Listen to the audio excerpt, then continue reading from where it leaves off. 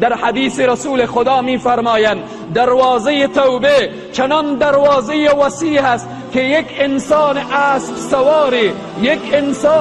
سواری اگر بخواهد که از این طرف دروازه تا به این طرف سیر بکند، اگر چندین سال را روان بشود باز هم او دروازه را طی کرده نمیتواند. او دروازه چی وقت بسته می شود؟ او دروازه در دو وقت مسدود می شود. یک وقتی که ان الله یقبل توبة العبد ما لم یغرغر، او هنگامی که نفس به حلقوم برسد، او وقتی که فایده نمی کند که انسان بگه اشتباه کرده.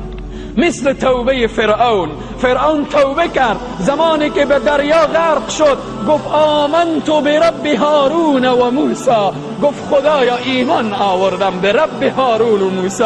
اینجا جبرائیل از اون لوش دریا برمی دارد، بر دهن فرعون میزند الان وقد عصیت قبله و کنت من المفسدین. آیا ای انسان بدبخت الان ایمان آوردی که بودی از جمله مفسدین در روح زمین؟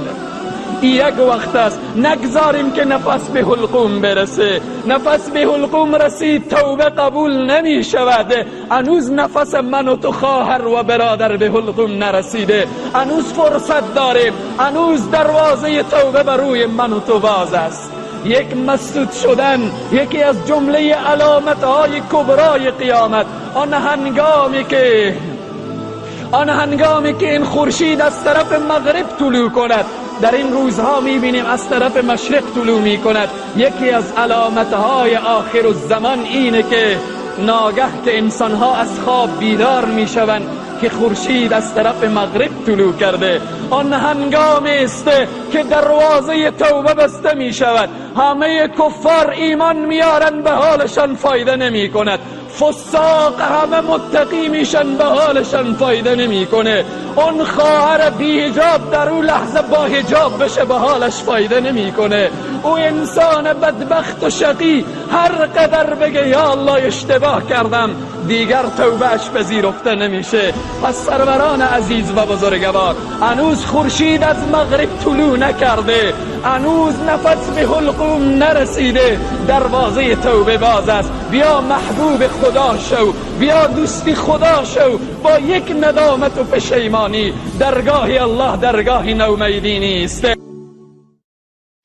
إنما التوبة على الله للذين يعملون السوء بجهالة ثم يتوبون من